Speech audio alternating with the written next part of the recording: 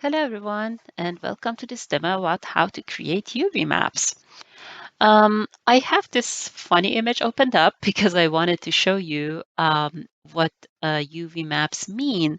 So the easiest way to think about them is like how you would sew and make a pair of pants, right? The UV mapping is the kind of reverse version of making a pair of pants. What do I mean by that? So you have the pants, and now you need to um, create the correct cuts that so that you can lay flat this like pants, like this pair of pants, right? It is in a 3D space when you wear it, but if you want to lay it flat, you need to make the correct cuts so that you can lay it flat. That's basically what you're doing with UV mapping. So why would you want to do that? Because you want to wrap the images or textures correctly around your 3D objects. That's why you need to create this map so you can guide your map to wrap around your object correctly. Okay. So here I have this document open up, and I highly encourage you to have it open on the side and read completely through it. In this document, I go over what are the steps of creating UVs, and as I make the UVs for these objects, I kind of go through all these steps. What is important to realize here is that you have a 3D space, the space that we were working on so far. When you want to create UVs, you actually map your 3D objects into this UV space, and U and V are the axes of these of this space. We're not going to call them X and Y because then it's going to be confused with X, Y, Z in the 3D space. So in this space that you're going to create your maps, we're going to have U and V. Okay, that's why it's called UV space.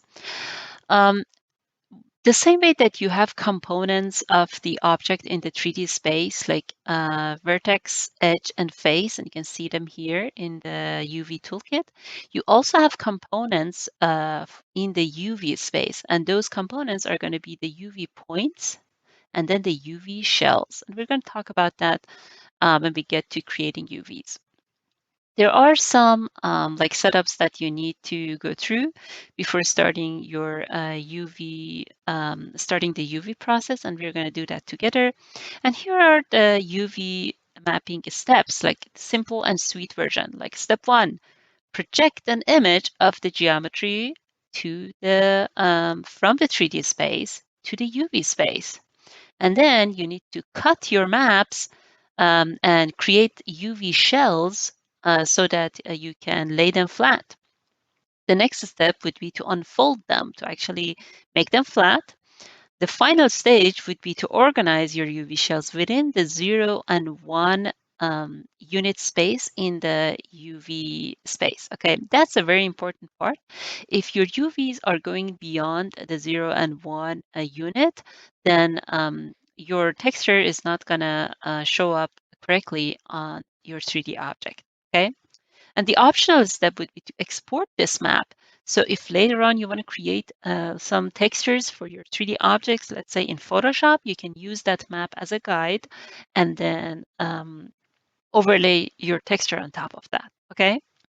There are a couple of options that you need to have turned on, and we're going to go through that. I also marked them in this document. And after the UV steps, I kind of go more in depth. What are the steps? Like, for create, you need to select objects or faces and then project an image of the geometry into the UV space. Step two, cut and sew. You need to select edges for that step.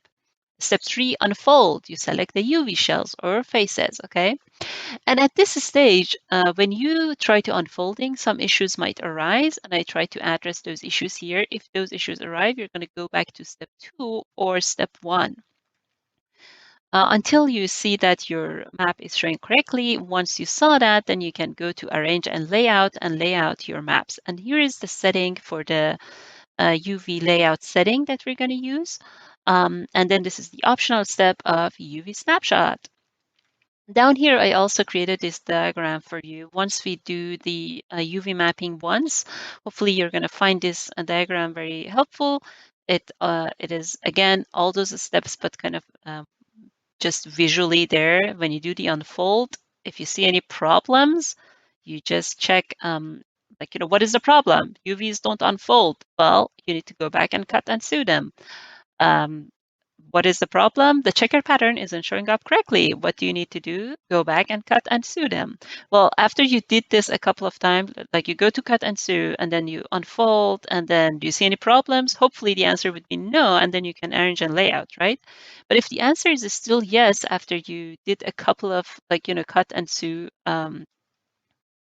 loops, then maybe it would be best for you to start by creating UV shells for those problematic faces. Okay, so that's the diagram.